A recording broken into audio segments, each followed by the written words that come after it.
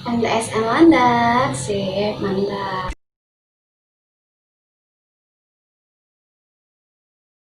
Assalamualaikum warahmatullahi wabarakatuh. Kali ini materi kita tentang klasifikasi materi dan perubahannya.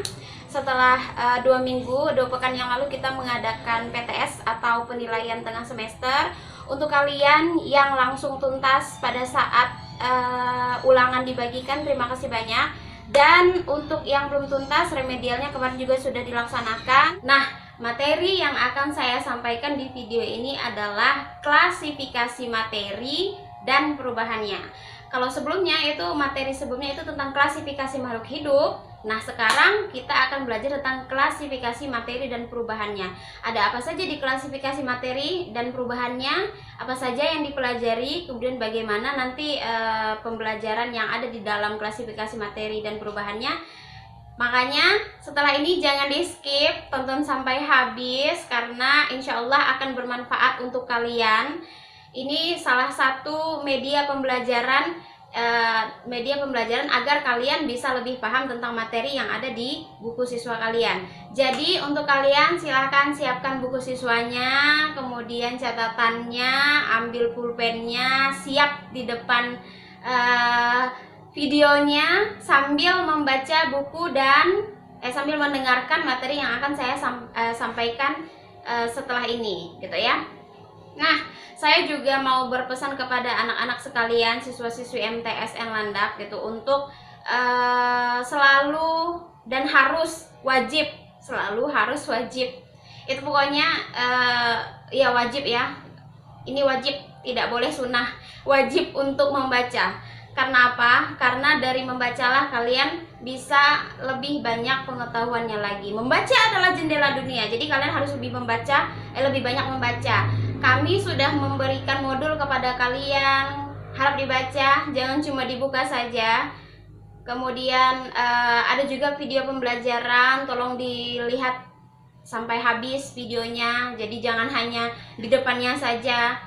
Kemudian jangan lupa absen di bawah gitu ya. Dan karena mengingat pembelajaran kita melalui daring, jadi pasti akan banyak kekurangan dalam proses menjelaskan. Kemudian kalian juga tidak bisa bertanya. Jadi diharapkan untuk kalian selalu karena materinya sudah ada semua di buku siswanya, jadi kalian rajin-rajinlah membaca karena tidak ada ruginya membaca itu ya. Oke, sekarang kita masuk ke klasifikasi materi. Nah, tujuan dari pembelajaran kali ini diharapkan kepada siswa setelah melakukan pembelajaran klasifikasi materi, kalian itu tahu klasifikasi materi itu apa.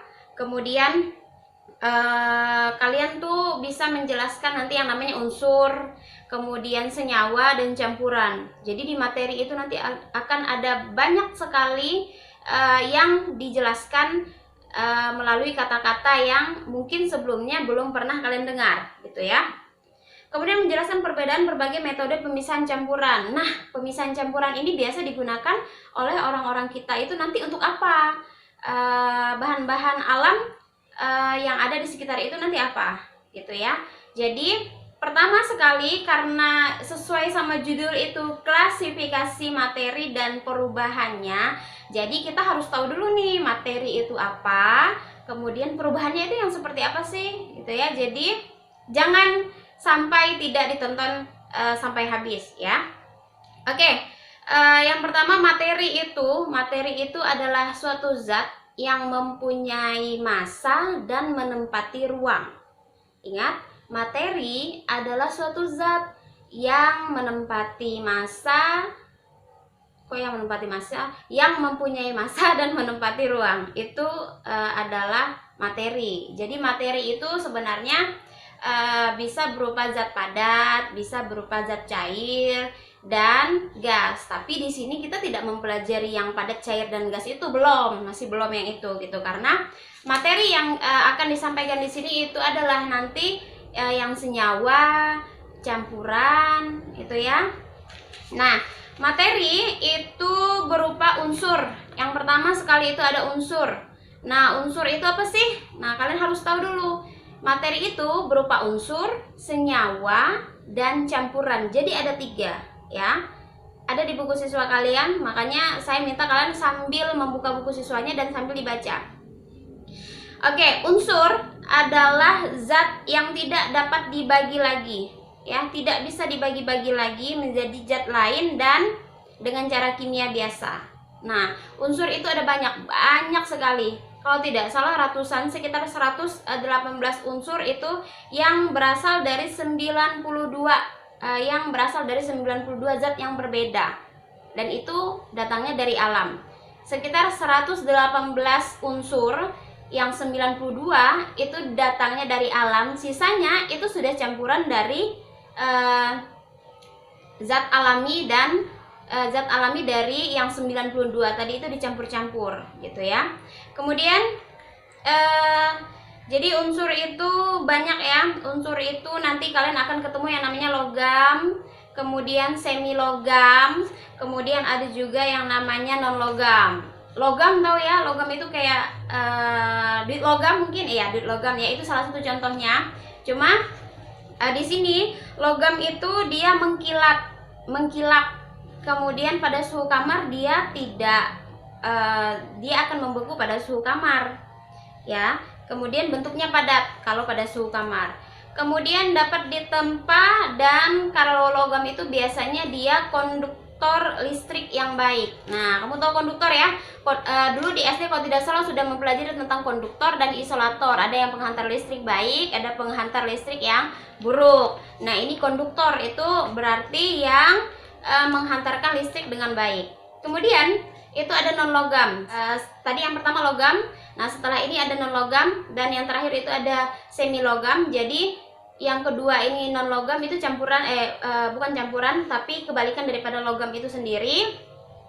Nah, tadi si logam ini padat, berarti dia bentuknya ada yang padat, ada yang cair, dan ada yang gas. Itu kalau yang non logam. Kemudian karena tadi si logam itu mengkilap, berarti yang non logam tidak.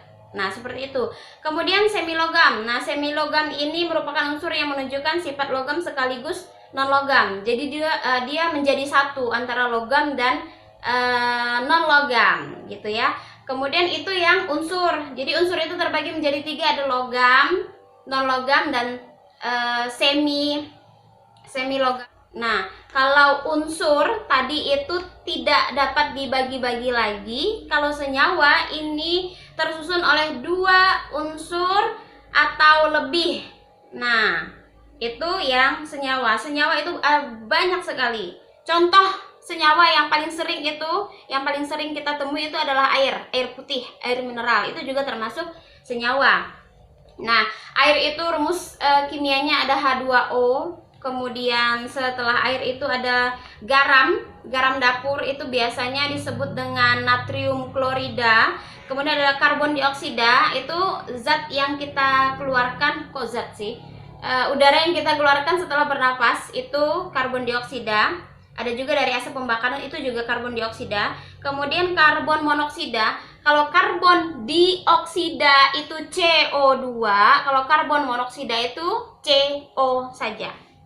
Campuran ya, jadi boleh senyawa sama unsur, unsur sama unsur, atau unsur dan senyawa. Itu campuran. Jadi kita hanya membahas itu saja dulu. Jadi kalian setelah ini tahu materi itu ternyata terbagi menjadi 3. Tadi ada unsur, senyawa, dan campuran. Unsur itu tidak dapat dibagi-bagi lagi karena dia sudah kecil. Kemudian unsur tadi itu terbagi menjadi 3. Nah, ada logam. Tadi logam itu contohnya ciri-cirinya dia mengkilap, kemudian padat. Kemudian ada non logam itu lawan daripada logam. Kemudian ada semi logam, tadi itu yang unsur. Kemudian ada senyawa. Senyawa ini gabungan dari 2 unsur atau lebih. Kemudian setelah itu ada campuran. Campuran ini bisa antara unsur dan senyawa, kemudian unsur dan unsur, atau senyawa dan senyawa, itu boleh. Itu yang campuran. Di klasifikasi materi ini nanti kita selain mempelajari tentang unsur, senyawa, dan campuran, ada nanti kita mempelajari tentang asam dan basa. Kemudian ada yang larutan. Larutan itu nanti ada yang larutan koloid, ada yang larutan netral. Itu banyak sekali. Asam basa itu yang seperti apa?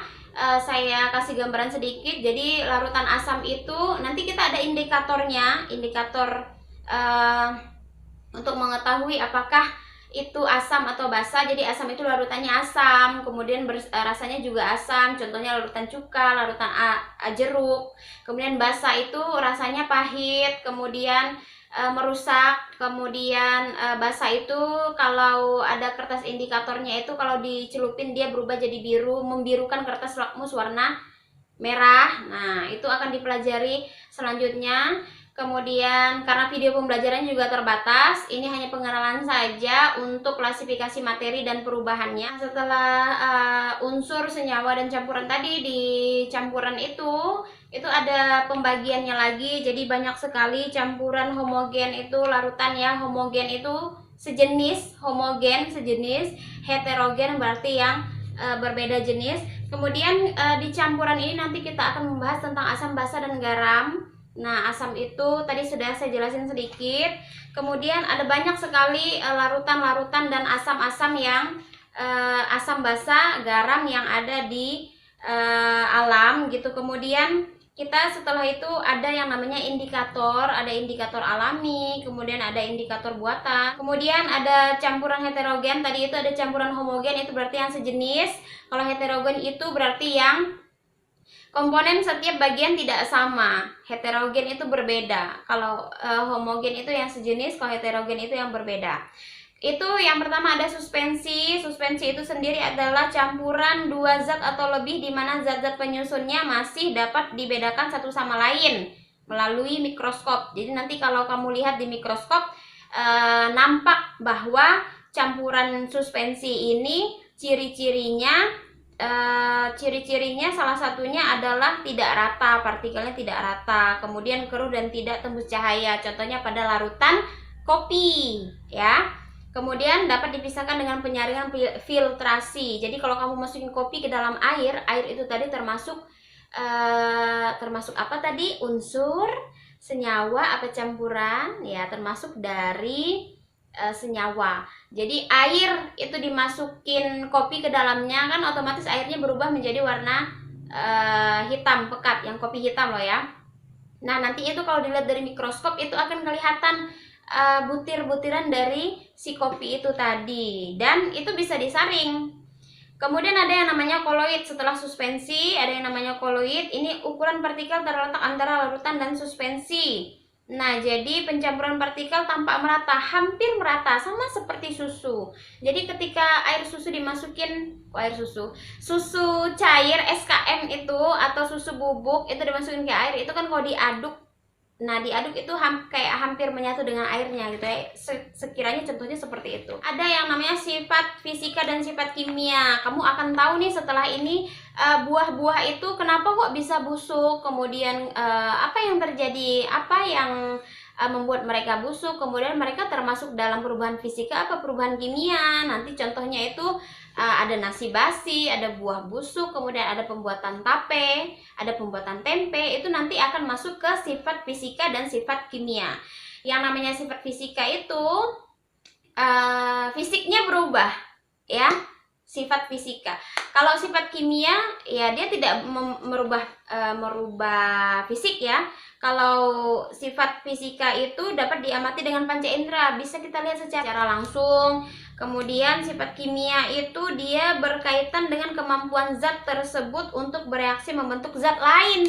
Nah, kalau kita membuat tape nih misalnya, biasanya kan dia ada tape ubi ya. Nah, biasanya kan ubinya itu masih keras.